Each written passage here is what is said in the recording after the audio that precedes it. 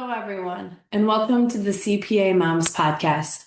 I'm Nicole, your host and the brand ambassador of CPA Moms, where we believe that real success is only meaningful if it holds up in every area of your life. What we call the 4 F's: financial, firm or career, family, and fitness. If one area is failing, then the others won't feel like success, even if they are all thriving. You can have a successful career and climb the ladder, but if your family life is falling apart, it's still not going to feel like success. Today, I would like to talk about something that I feel is really make or break when running a firm: employee onboarding. It is something that I have done not so good, and I have done good and have gotten good feedback on. So that's not just coming from me here.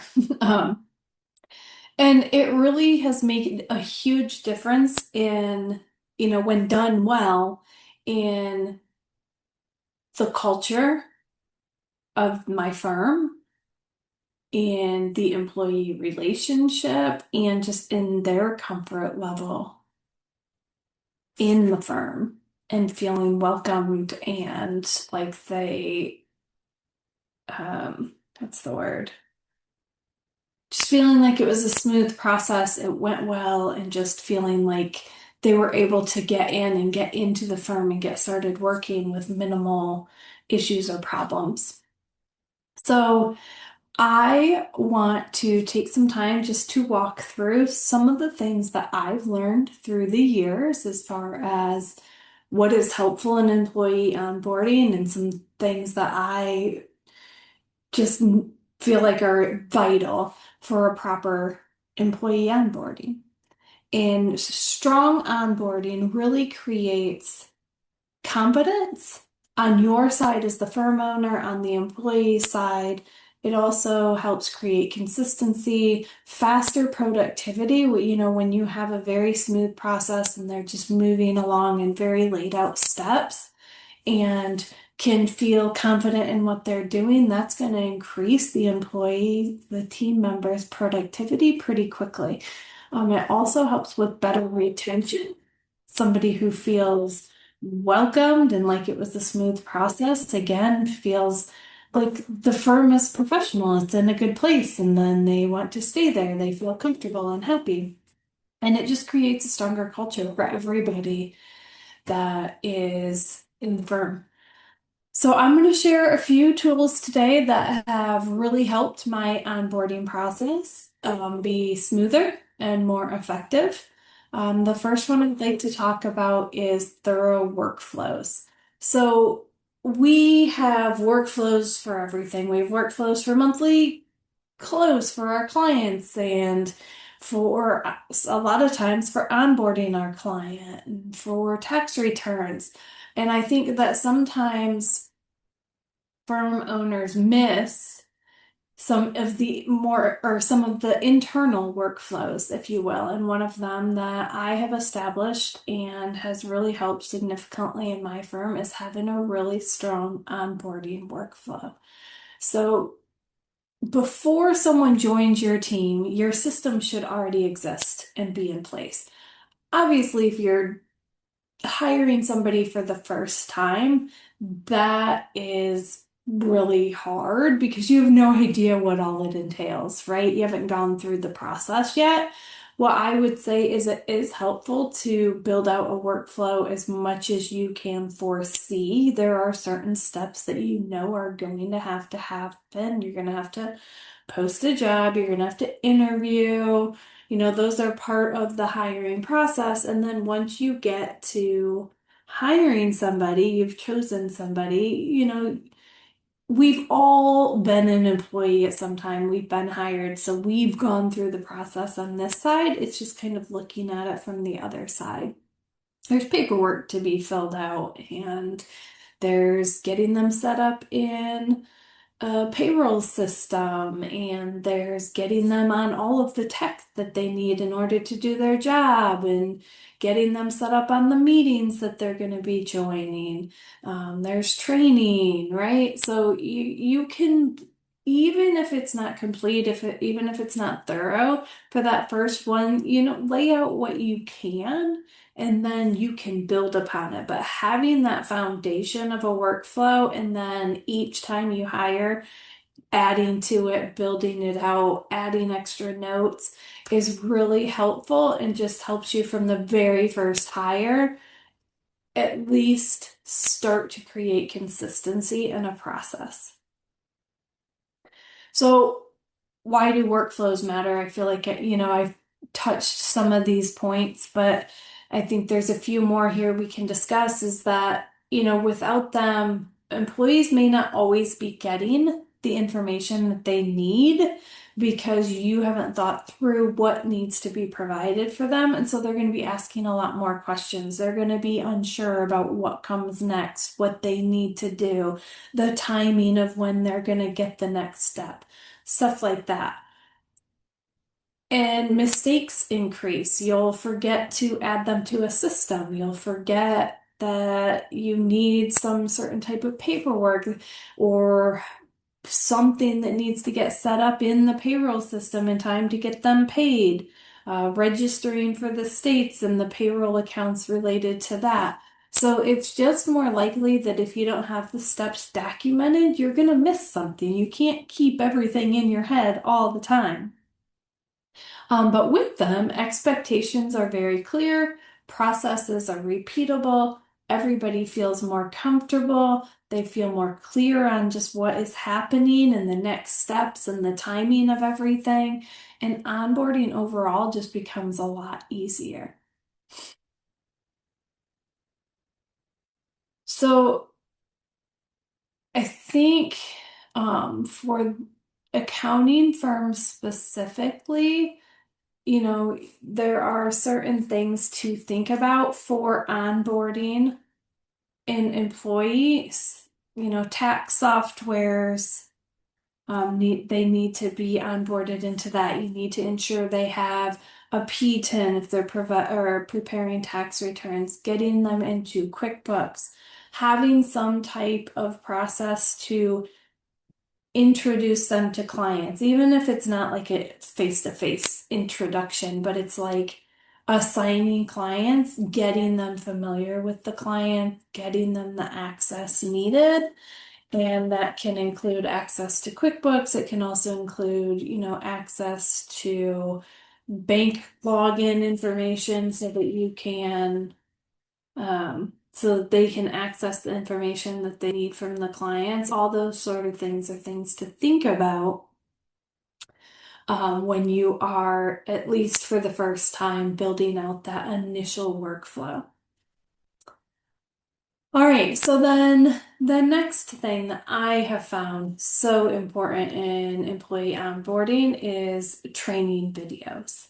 So as a firm owner, you are trying to run a firm. You're also trying, especially at the beginning, at the point that you're hiring your first employee or so, you are doing all of the client services, but then you're also doing marketing, doing client development, client intake, right? You're running the firm, you're doing your accounting and your payroll and all of the things. You're doing it all.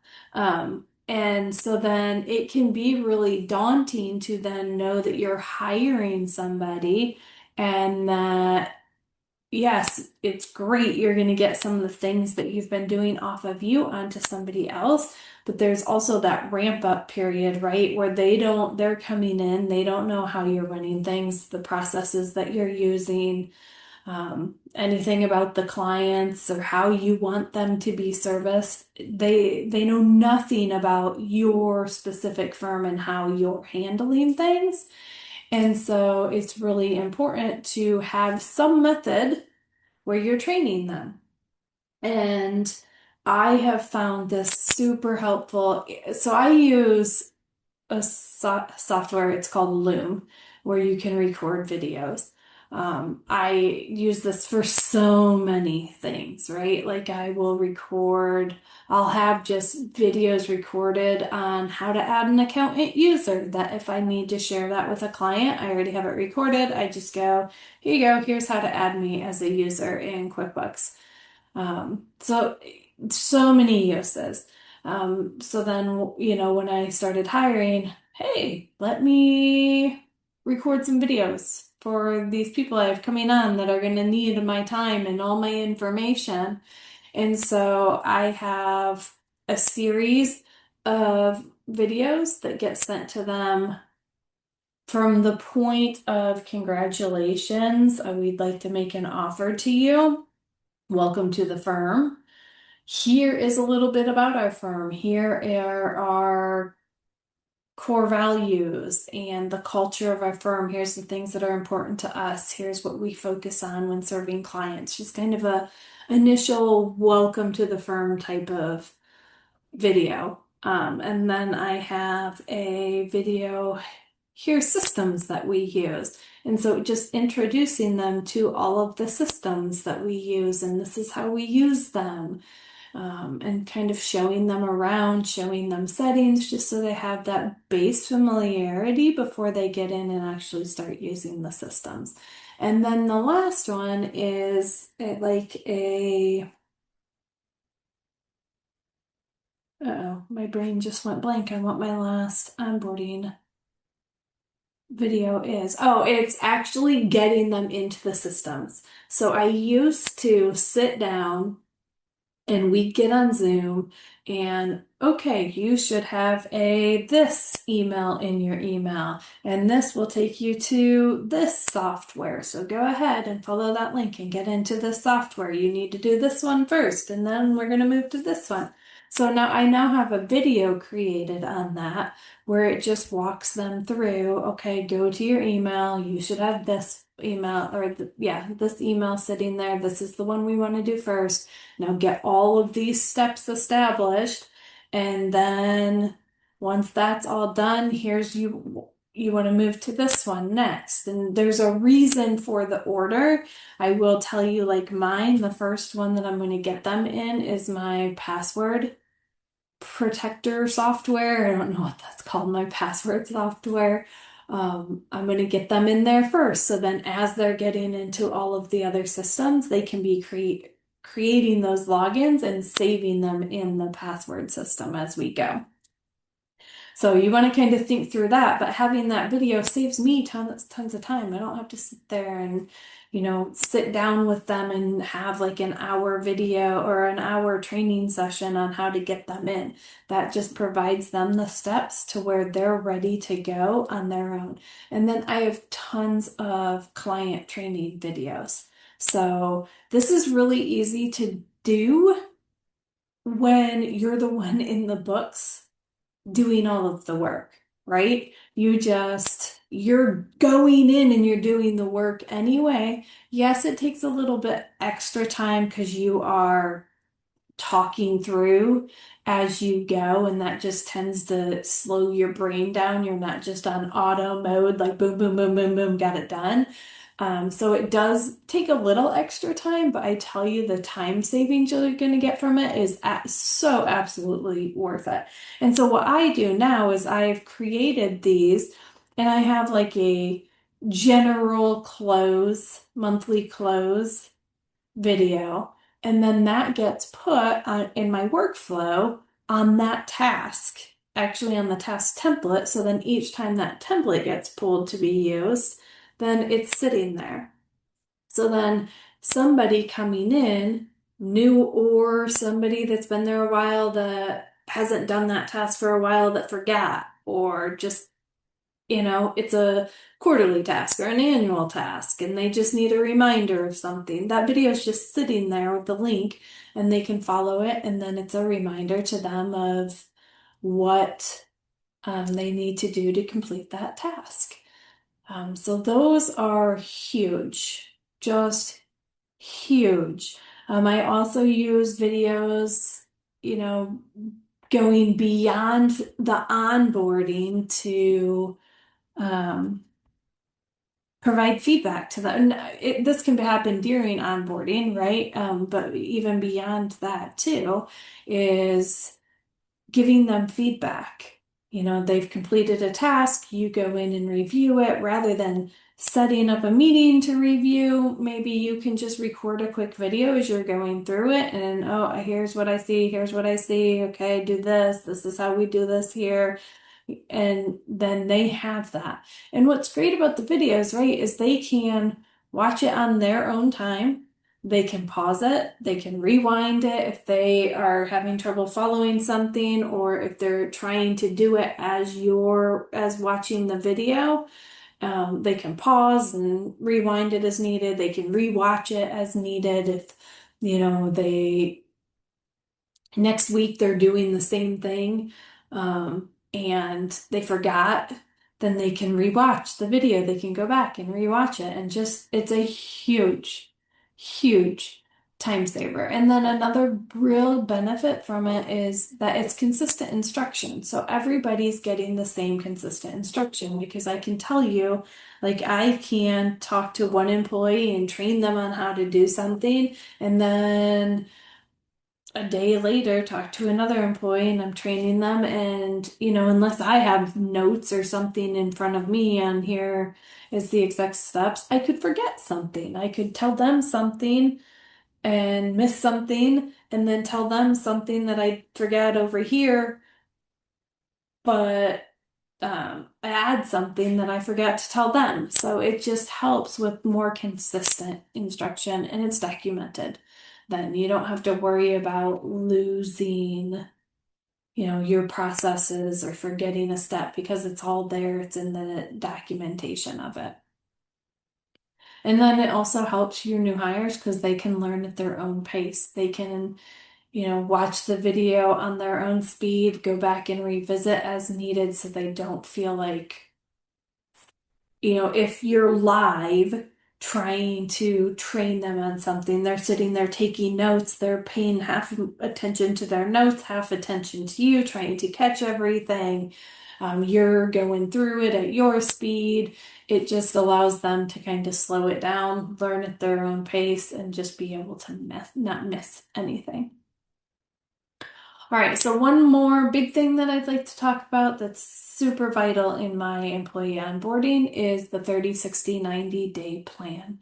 So this is a tool that I got with a company I was working with a while ago, kind of an advisory company. And I absolutely love it. So I build out a 30, 60, 90-day plan for each of my employees. Here is the focus for the first 30 days. Here's what I expect you to accomplish in the first 30 days. Here's our goals for the first 30 days. And then same thing for 60 days and 90 days. And the first 30 days are really focused on getting to know and understand the systems that we use, starting to get familiar and comfortable with the team and our culture, how we work, how we, high level, how we treat our clients, where our priorities are, um, and just our values. That type of stuff is the biggest focus for the first 30 days. Yes, they're going to be getting in and they're going to be doing work, but in those first 30 days, there's so much coming at you. What I really want you to understand is a base level understanding of our systems and how to use them, how we treat our clients, what's most important to us from that perspective, and what our core values in the culture of our company is, and how we fit together as a team, and where your place is in that team. And one piece of that I didn't specifically call out, but that I would say from the client perspective is not just like priority client service level, but client communication standards as well as a huge one. And then in the next 30 days, it's more just getting them a bit more involved from a participation standpoint, I guess, if you will. So it's getting more familiar with our workflows and actually practicing those workflows, receiving feedback on those tasks, completing tasks independently, and really learning or transitioning from learning to a lot more doing. Obviously, this gets tailored for the level that they are coming in at, but this is just kind of a wide over range. And sorry, let me talk about the next 30 days before I go on to that. The next 30 days is then transitioning it from just completing to tasks to more ownership of those tasks and really owning what they're doing, understanding what they're responsible for, and then improving on them. I am really big on process improvement. It's one of my core strengths. And so any process that I come into, I am constantly looking for how can I make it more efficient? What is happening right before this step and right after this step, and how can I make this a smoother process all the way from the step right before to the step right after? Are there things that I can do to speed this up? To put checks in place to make sure that everyone is doing the job and it's getting done well. Um, so that is something that I look for in that next 30 days is really just ownership and them feeling comfortable in what they're doing and starting to look for those process improvements. Because as I said, everyone can come in and they have a new fresh set of eyes. We've been doing it the same way for a while, and you tend to lose that ability to see any new efficiencies that pop up or are available because you've just been used to doing it this way at this point. So fresh set of eyes, I always love for them to come in and say, hey, but if we did this, then this would make this smoother. Yes, I love it. Beautiful. But what the 30, 60, 90-day plan does is it provides immediate feedback. Or maybe not immediate, right? Because you're doing it, but you aren't going an extended period of time without any feedback to your new employee. They are new, they're trying to figure it out. Expectation is they're doing the best they can, right? And but there's a lot going on, and they don't know your expectations. They're new and they have their own expectations and they come with their own histories of bosses before them and how they were treated or treated well, not treated well, and the expectations that they had at that firm. And so they aren't real clear on yours. So having a 30, 60, 90-day plan that really lays out this is what you're focused on for these first 30 days. And then at the end of the 30 days, checking in, okay, how did you perform to this? Did you meet these milestones that we expected? And then now let's look at the next 30 days. This is what we expect you to focus on these next 30 days. And here's the goals that we want set for the next 30 days. And then you check in again. And it again just provides them much clearer expectations on what they should be focused on, what they should be moving towards, and the milestones that you're looking at to make sure that they are meeting your expectations. So that is super helpful in your onboarding is having that set up ready to go. And it's one of the first things that I review with them in one of their first 1 or 2 days to make sure that we're all on the same page and we know where we're headed. All right, so then just a few additional things that could help. This one's a little harder depending on the size of your team. Obviously, if you're hiring your first or second employee, probably can't assign them an onboarding buddy, but that is something that is super helpful is just having a peer contact that they know they can go to with questions. And sometimes, they feel like they're silly questions, so they don't want to bother leadership with them. So they just don't ask those questions. But if it's somebody that they feel like is on the same level as them, that's their peer, they feel a lot more comfortable going to them and asking those questions. So having an onboarding buddy is an awesome, helpful idea. Also, having a central knowledge hub. So, someplace, and I kind of use Loom for this, someplace where they can go and access, the training that they need, any SOPs, workflow guides, templates, stuff like that. I have a few different things that I use for this.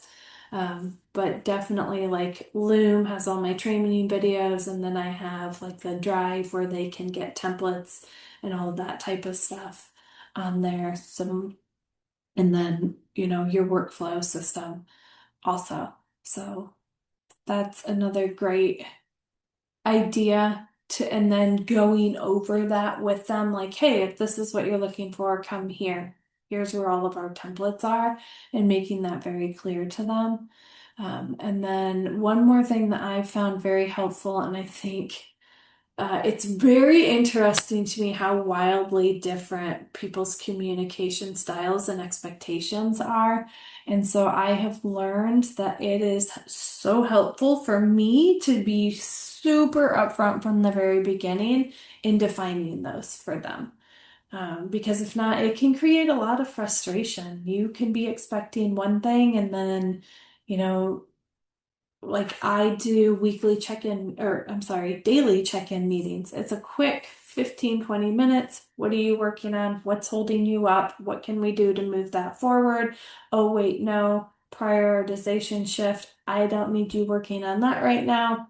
This thing just came up and we've got to get this done. So what can we do to shift this around? Is there someone we can shift this to, or can you just shift this to tomorrow? It's not as important, but please go communicate to the client, right? Just those types of things. And that's helpful. And it's helpful for employees to know that. And I want over communication at all time. I don't feel like I'm a micromanager. I'm not going to sit there and make sure you're getting your every piece of your job done.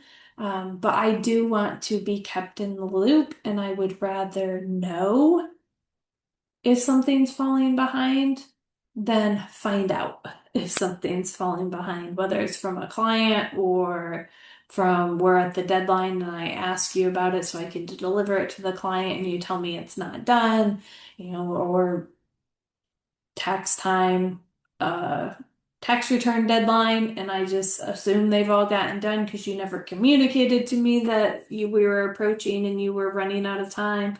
Whatever it is, like I want to know that stuff so I can manage in whatever way. I can shift priorities. I can shift my priorities if I need to, whatever that is. So. That is my tidbits of information on employee onboarding, things that I have learned through the years that have really helped me create a really smooth onboarding process for my employees. I've gotten great feedback on each piece of those that I shared with you, so I hope those can help you as well. All right, that's it for today's episode. At CPA Moms, we believe that women can have a successful career and raise a happy family. If you are ready to embrace work-life harmony and connect with like-hearted women, join our CPA Moms Facebook community. Just click the link in the show notes or search CPA Moms on Facebook. We can't wait to welcome you. Until next time, thank you for being here. We see you, we believe in you, and we can't wait to grow with you.